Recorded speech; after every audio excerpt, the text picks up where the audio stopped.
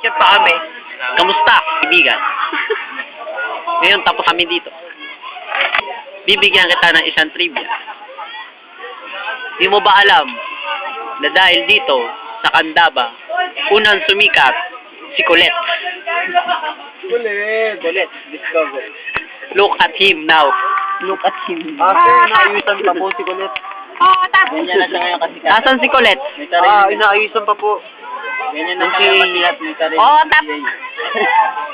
Tap! Hot! Ep! Et! Ep!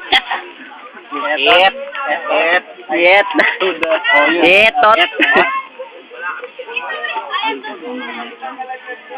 Sabi ng picture, si Colette, ang bagong discover na hero, si Colette.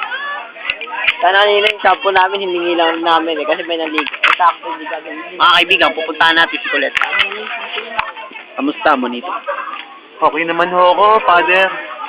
Pupuntahan namin si Colette. Interview mo siya. Colette, pwede ka bang ma-interview? Okay. Patapos na naman ako. Bakit? Ano pong next project nyo after the Tiagong... Ano mo ba ulit? Tiagong Lintik. Tiagong Libag. Tiagong Libag. So, ano pong kapangyarihan nyo dun? Bali ako yung parang malayo yung pinsan ni Yanong Bulag. Si Yanong Bulag Pararado. Kasi nasa lahi namin yung mga may superpowers talaga. Si Yanong Bulag na. Diba? Ako siya yung super strength. Ako yung super guwapo. So ikaw yung pinakagwapo sa kanilang lahat? Kahit kanina naman, di ba?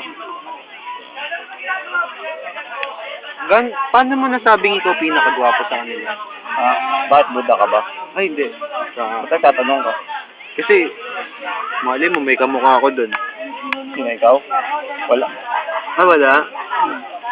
Kung meron, di sana napapangitan na rin ako sa iyo. Sorry.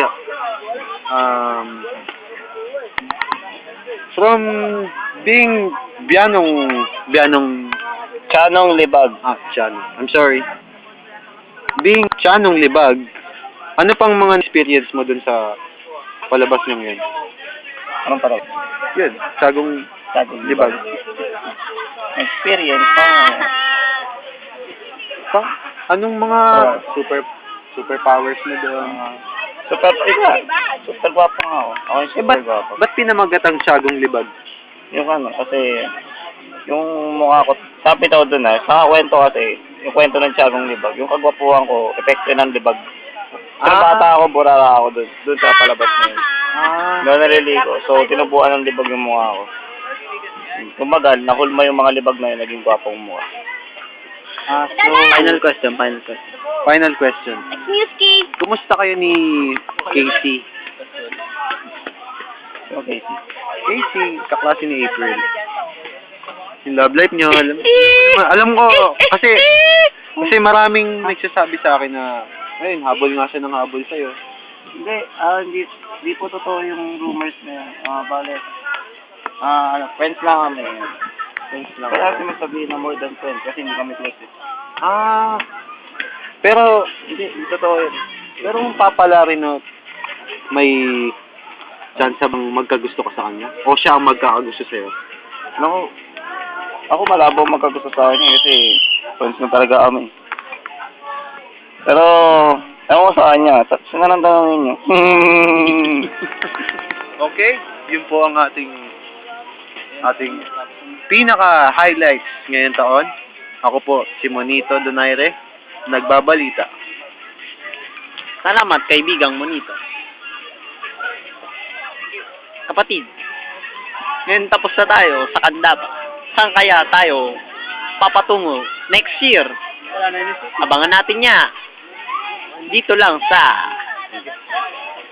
Colette Lola Corazon Leisure pa. Bota!